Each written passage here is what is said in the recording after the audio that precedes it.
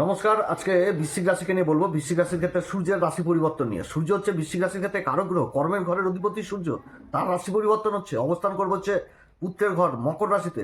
তো পিতা পুত্রের সম্পর্ক নিয়ে তো সবাই জানে। তো যাই হোক, শনির ঘরে পিতার অবস্থান, সূর্যের অবস্থান। তো সূর্যের এই অবস্থানে কীরকম প্রভাব দিবে এই বৃশ্চিক রাশির ক্ষেত্রে? বৃশ্চিক রাশি কোন দিক থেকে লাভবান হবে, কোন দিক থেকে বিশেষ সাবধান, কোন বিশেষ উপাচার করবে, সমস্ত কিছু আজকের ভিডিওতে তুলে ধরবো। তো যাই হোক, অনুষ্ঠানটি শুরু করার আগে সবার প্রথম বলি, এটা গ্রহের গোচর এবং চন্দ্র রাশি অনুসারেই বলা হচ্ছে। কারো কোনো রকম ব্যক্তিগত কুষ্টি ধরে এটা আলোচনা নয়। এবং তার সাথে বলবো, যদি অনুষ্ঠান ভালো লাগে তাহলে লাইক শেয়ার কমেন্ট অবশ্যই করবেন এবং তার সাথে সাবস্ক্রাইব আপনারা অবশ্যই করবেন। সাবস্ক্রাইব করলে আগামী দিনে আমরা যে ভিডিওগুলো আপলোড দেবো সেটা সহজে, অতি সহজে আপনাদের কাছে পৌঁছে যাবে। যারা জ্যোতিষ সংক্রান্ত বিষয়কে ভালোবাসেন, গুরুত্ব দেন, ইন্টারেস্টেড, আশা করছি তারা বিশেষভাবে উপকৃত হবেন। তো যাই হোক, বৃশ্চিক রাশির ক্ষেত্রে সূর্য তো কর্মের ঘরের অধিপতি, তৃতীয় ঘরে অবস্থান করবে। তো সবার প্রথমে এই গোচরেই দেখতে হবে যে শনির সাথে কোনো রকম সম্পর্ক উঠে এসছে কিনা। যদি শনির সাথে সম্পর্ক উঠে আসে তাহলে একটা যথেষ্ট ভালো প্রভাব দিবে এই বৃশ্চিক রাশির ক্ষেত্রে।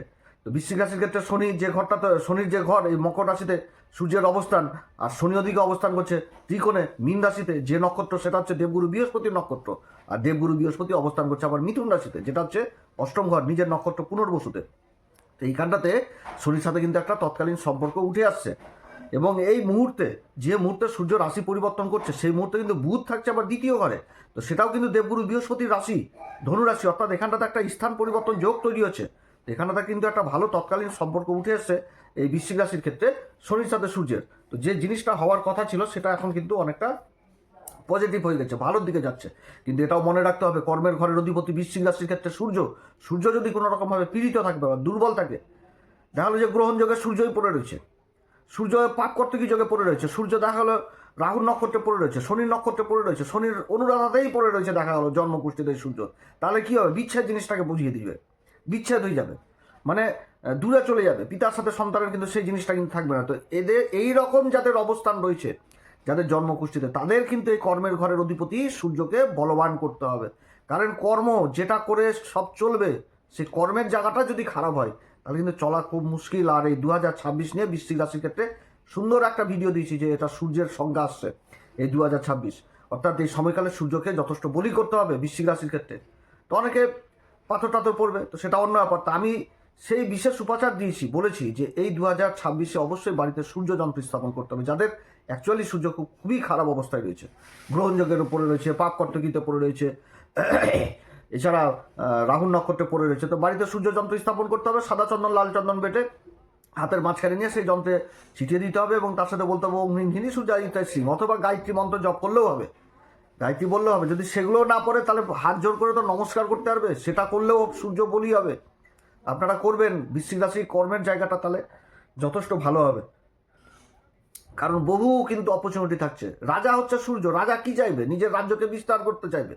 2026-এর শুরুতে বলেছি রাজা করবে রাজ্য বিস্তার, রাজ্যের উন্নতি করবে, প্রজাদের মঙ্গল করবে। তো প্রজাদের মঙ্গল করতে গেলে তো বহু কাজকর্ম হবে। তো কাজকর্ম কে করবে? আদেশ দিবে রাজা, পালন করবে হচ্ছে মঙ্গল আবার পালন করাবে শনিকে দিয়ে। এবার বিভিন্ন রকম ডিপার্টমেন্ট থাকছে। তো সেরকম জিনিসগুলো কিন্তু সূর্যের বছরে প্রচুর অপরচুনিটি থাকছে এই বৃশ্চিক রাশির ক্ষেত্রে। অতএব সেই জিনিসটা করতে। এবার সূর্যযন্ত্র কোথায় পাবে? তো সূর্যযন্ত্র আমাদের দিচ্ছে এই ইউটিউব থেকে, প্রোডাক্ট বলে একটি অপশন আমাদের স্ক্রিনে থাকবে, প্রোডাক্ট। এখান থেকে আপনারা সূর্যযন্ত্রটা সংগ্রহ করতে পারবেন, যাদের অ্যাকচুয়ালি প্রয়োজন রয়েছে তারা অবশ্যই সংগ্রহ করতে পারেন। তো যাই হোক, আলোচনাটা অন্যদিকে চলে যাচ্ছে। তো সূর্যের এই যে পরিবর্তনটা, সেটা 14 জানুয়ারি থেকে একদম ফেব্রুয়ারি মাসের 12 তারিখ পর্যন্ত। এবার সূর্য এই সময়কালেও কিন্তু টুইস্ট থাকছে, কারণ আগে থেকে শুক্র কিন্তু আবার এই মকর রাশিতে যে অবস্থান করছে। তো শুক্র হচ্ছে কি এই বৃশ্চিক রাশির ক্ষেত্রে সপ্তমপতি, সেরকম দ্বাদশ ঘরের অধিপতি, আর সূর্য হচ্ছে কর্মের ঘরের অধিপতি। কর্মের ঘরে আবার কেতু অবস্থান করছে, কেতু ছায়াগ্রহ, কেতু আবার থাকছে পূর্বা ফাল্গুনী নক্ষত্রে, শুক্রের নক্ষত্রে। তো শুক্রকেও বল দিবে, আবার সূর্যকেও বল দিবে। আর তার সাথে হচ্ছে শনি পঞ্চম ঘরে অবস্থান করছে। তো পঞ্চম ঘর কি? সরকারি বেসরকারি কাজ, আর সূর্য প্রশাসন। তৃতীয় ঘরে অবস্থান, তৃতীয় ঘর হচ্ছে সরকারি ডকুমেন্টেন্সির কাজ। তাহলে বহু কিন্তু কাজ হবে এই উত্তরাষাঢ়া নক্ষত্রে যখন সূর্য অবস্থান করবে। বহু সরকারি দিক, বেসরকারি কাজের সাথে যারা যুক্ত রয়েছেন সেই কাজগুলো হবে। এছাড়া যারা ব্যবসায়িক মানুষ তাদের সেই কাজগুলো হবে। ভালো কোনো মহাজনের সাথে যোগাযোগ হবে, আমদানিতে যথেষ্ট বৃদ্ধি পাবে, সরকারি বেসরকারি কর্মের দিক থেকে যথেষ্ট উন্নতি। পিতামাতাদের সন্তানের প্রতি দুশ্চিন্তা দূর হবে, যে সন্তান কোনো কর্মের চেষ্টা করছেন বহুদিন ধরে, ধরাধরি করছেন, হচ্ছে না, সেই জায়গাগুলো উঠে আসছে। তো সেই জিনিসগুলো কিন্তু উঠে আসছে। বহু কাগজপত্র ডকুমেন্টেন্সির কাজগুলো হবে। ভাইয়ের সাথে সম্পর্কও যথেষ্ট ভালো হবে, যেহেতু তৎকালীন একটা সম্পর্ক উঠে আসছে এই সময়কালে। এবং সূর্যের এই পরিবর্তনের পর আবার মঙ্গলও পরিবর্তন হয়ে যাবে, বুধের পরিবর্তন হয়ে যাবে। এই তৃতীয় ঘরে, অর্থাৎ নিজের পুরুষার্থ পরাক্রম দেখার মতন করবে এবং নিজের ভাগ্যকে, অর্থাৎ নিজের ভাগ্যকে লিখে দিবে নিজের পুরুষার্থের নিজের পরাক্রমের দ্বারা। নিজের যে পরিশ্রমের দ্বারা নিজেকে সফল করবে, সফলভাবে চিহ্নিত করবে নিজেকে। নিজের কর্মের প্রতি দায়িত্ব, একাগ্রতা, এগুলো নিয়ে কিন্তু নিজেকে সফল জায়গায় নিয়ে যাবে। অর্থাৎ নিজের ভাগ্য নিজেই লিখে ফেলবে এবং ভাগ্যের সঙ্গ দেবে যখন শোভনাতে প্রবেশ করবে। উত্তরাষাঢ়া নক্ষত্রে কিন্তু এরকম হতে যাচ্ছে। প্রচণ্ড হার্ড ওয়ার্ক করবে এবং নিজেকে প্রতিষ্ঠিত করে নেবে। যে জায়গাগুলো অসম্ভব সেটা নিজের কর্মের দৌলতে সেই জিনিসগুলো করবে এবং ছুটে চলার একটা গতি থাকবে এই সময়কালে। সহজে হার মানা না, যে আমি হারবো না, আমি হারতেই পারি না, এরকম মনোভাব হয়ে যাবে। যে আমি হারবো কিসের জন্য, আমাকে পরিশ্রম করে আমাকে চলতে হবে এগিয়ে, সেই জিনিস, সেই মনোভাব কিন্তু পেতে যাচ্ছে এই বৃশ্চিক রাশি এই সময়কালে।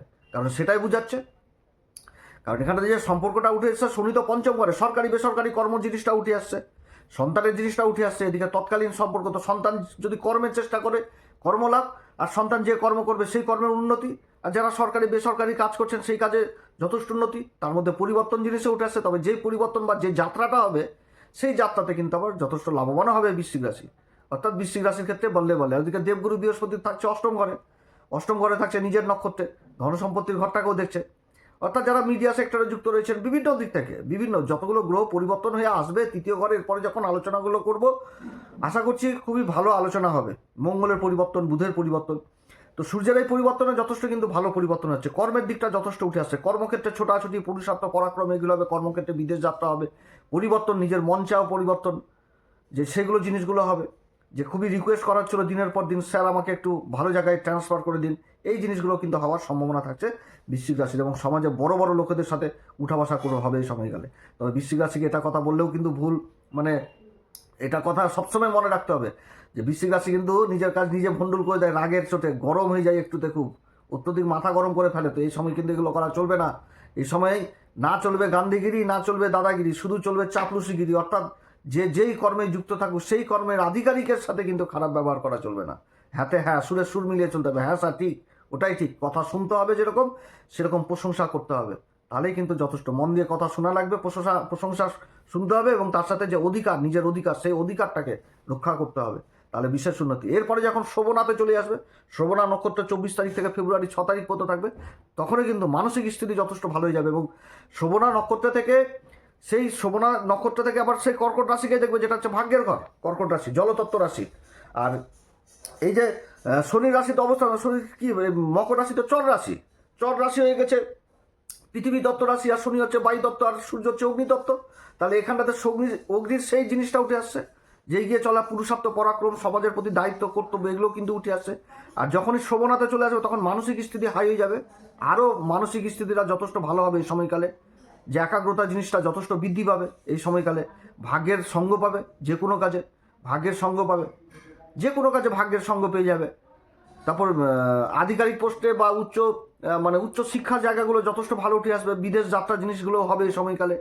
এবং এই সময়কালে ধর্মের জিনিসটাও যথেষ্ট উঠে আসছে, আধ্যাত্মিক জিনিসটাও উঠে আসছে। বহু বৃশ্চিক রাশির জাতক জাতিকাদের এই সময়কালে কিন্তু তীর্থস্থান ভ্রমণ হবে, এটাও বোঝাচ্ছে এই যোগে, এই অবস্থানে। ট্যুর অ্যান্ড ট্রাভেলিংয়ের কাজের সাথে যারা যুক্ত রয়েছেন সেই কাজগুলো ভালো হবে। রাজনীতির সাথে যারা যুক্ত রয়েছেন সেই কাজগুলো যথেষ্ট ভালো হবে, সম্মানের পাত্র হবে।